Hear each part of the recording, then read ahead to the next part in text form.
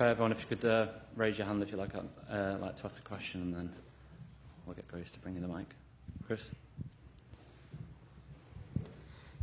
And it must be disappointed to come here again and lose. I mean, what do you think was the main issue today? The main issue, I don't think there was a main issue unless if the other team misses 2 penalties and you still lose within 5 penalties, that of course doesn't help. But I think in general, it was a game where we twice came 1-0 up, 1 goal up. And in my opinion, we controlled the game till the moment they scored the 2-2. And then all of a sudden, although we still had 1 big chance for Mo Salah, but we could have lost it in the end as well. But till that moment of the 2-1, I think there was every reason for me to expect that we would win this game. But after the 2-2, we were maybe lucky that we could go to penalties. Is it something you've learned from today? It has been, even though you've not come away with the win, but you've learned something to go into the season with. Yeah, but that's not something new. I think in the whole preseason we saw how that we are able to create more and we're more comfortable on the ball. We create more opportunities, chances. We dominate maybe even more. Last season we had a lot of ball possession, but that didn't always lead to promising situations. Now we are better in creating and getting promising situations than we were, in my opinion, throughout the whole last season.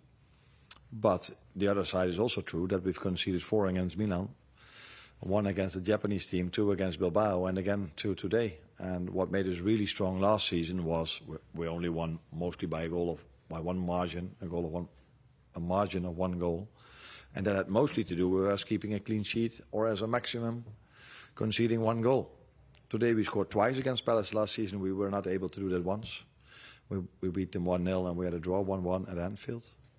So that's the positive. But conceding 2 against a good team, by the way, that has made it really difficult for everyone last season. And I'm expecting them this season again. A lot of balls passed into our last line, and a lot of crosses.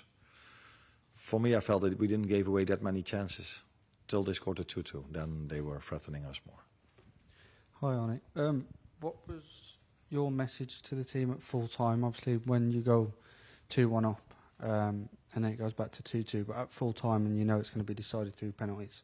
What was your message to the team then? Before we took the penalties?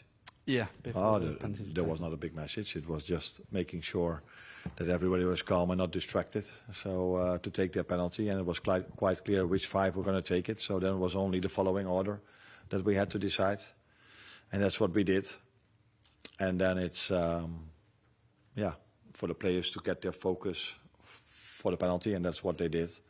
It was quite clear from the first second who would take it. There was no distraction. But that didn't lead to us scoring all 5. Hi, Arne. The tribute to Diogo was sadly obviously cut short by a minority of Palace fans. Were you disappointed? Were you saddened by what happened there? No, I'm a positive person, and if I look at the respect that has been paid to them both from everywhere around the world, this is what I have in my head, and then I think this must be. I don't think this was planned, or this was the idea of the fan that made some noise. Maybe he wasn't aware of the fact that it was the minute of silence. He was just still happy and tried to cheer for his team, and I think then the fans of Palace were trying to calm that person or those persons down. So I don't think he had a bad intention, the guy or people that made noise. Then they tried to calm him down, but that was a bit noisy as well. And then our fans reacted on, hey, what's happening here?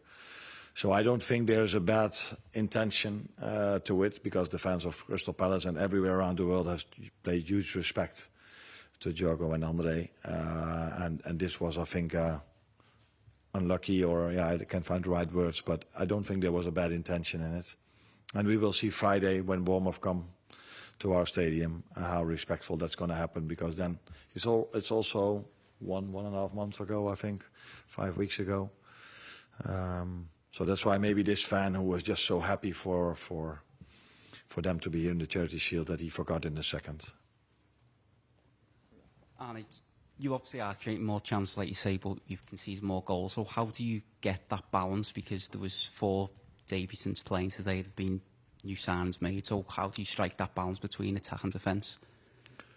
Yeah, we've indeed replaced 4 players, and that sometimes you need some time either to adapt offensively, either to adapt defensively.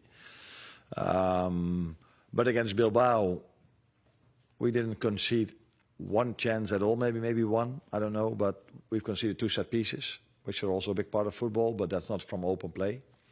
I don't feel we conceded that much today, but again conceded 2 goals because the first big chance they got that resulted in the penalty. Maybe I forget a few chances, but it felt to me that in the 78th minute that was their second big chance of the game. But in general, there were not many chances because they went to a low block. We had a lot of ball possession, and but after the 2-2 they had. So it needs maybe a little bit of adjustment defensively at the moment because we don't concede a lot of chances, but we do concede goals at the moment. Last question, please, Richard. Hi, Arne. Just on Hugo Ekitike, what did you make of his performance as a whole, and what will a goal so early in his Liverpool career do for him? I think it's always nice to score a goal, not only for him, also for Jeremy Frimpong, if you start your career at a new club. But it would have been even nicer to win a game of football because I think that's more important than scoring a goal. But he had a good impact, but he's also an example of a player that came, I think, 1.5, 2 weeks ago in the end of our Asian tour. So for me, with only 3 or 4 days in between the Friday game, it wouldn't be smart to play him 90 minutes because there's not there. Of course, we have Federico, but he's not been with us with the Asian tour as well. So there's not a lot to replace him with. So if he gets an injury at this moment of time, that would be a big risk for the Bournemouth, Newcastle, and Arsenal game. So that's why I took him off. But he had a good game today, that's for sure.